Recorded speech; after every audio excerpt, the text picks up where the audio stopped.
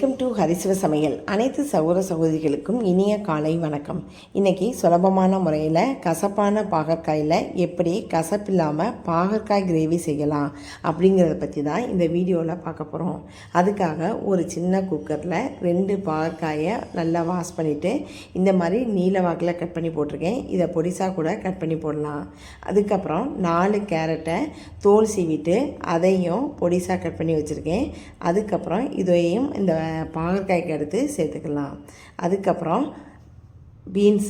பீன்ஸையும் 2 பக்கம் நார் எடுத்துகிட்டு அதையும் பொடிசாக கட் பண்ணி வச்சுருக்கேன்.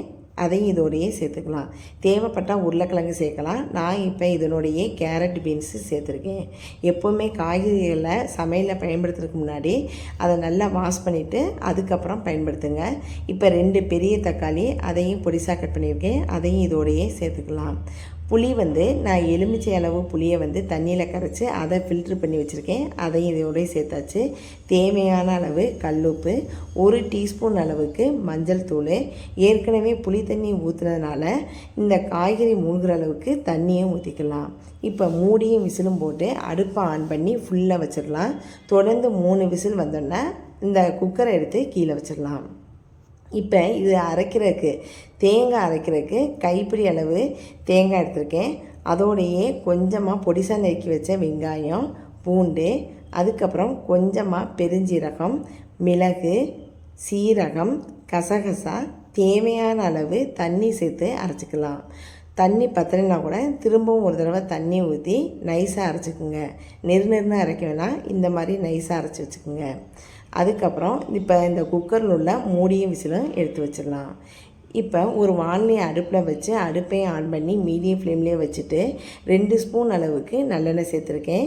இது காஞ்ச பிறகு கொஞ்சமாக கடுகு, கொஞ்சமாக உடைச்ச உளுந்து சேர்த்துக்கலாம். இது பொன்னிறம் ஆன பிறகு கருவேப்பிலை, பொடிசாக நறுக்கி வச்ச வெங்காயம் இதையும் சேர்த்து 4 புறமும் ஒரு கரண்டி மூலமாக கிண்டி விட்டுருங்க. இது நல்லா வதங்குறதுக்காக கொஞ்சமாக கல் உப்பு சேர்த்துருக்கேன். அதையும் இதோடையே சேர்த்து நல்லா வதக்கிக்கலாம். இந்த மாதிரி நல்லா வதங்கின பிறகு நம்ம வேக வச்ச காய்கறிகளை இந்த வெங்காயத்தோடையே சேர்த்துக்கலாம். இப்போ ஃபுல்லாக இந்த குக்கரில் உள்ளதுலாம் எடுத்து போட்டாச்சு. அதுக்கப்புறம் இதையும் திரும்பவும் ஒரு கரண்டி மூலமாக கிண்டி விட்டுருங்க. இப்போ நம்ம அரைச்சி வச்ச தேங்காய் விழுதை இதோடையே சேர்த்துக்கலாம். அதையும் ஃபுல்லாக போட்டுடலாம். அதுக்கப்புறம் 4 டீஸ்பூன் அளவுக்கு தலையை தட்டி மல்லித்தூள், அதே டீஸ்பூன் அளவுக்கு தலையை தட்டி மிளகாத்தூள், தனி மிளகாத்தூள் சேர்த்துருக்கேன். இப்போ இதை திரும்பவும் ஒரு கரண்டி மூலமாக கிண்டி விட்டுருங்க. நல்லா இந்த தேங்காய் விழுது இந்த மசாலாவும் இந்த காய்கறியோடு நல்லா கலந்து வர மாதிரி இந்த மாதிரி கிண்டி விட்டுருங்க.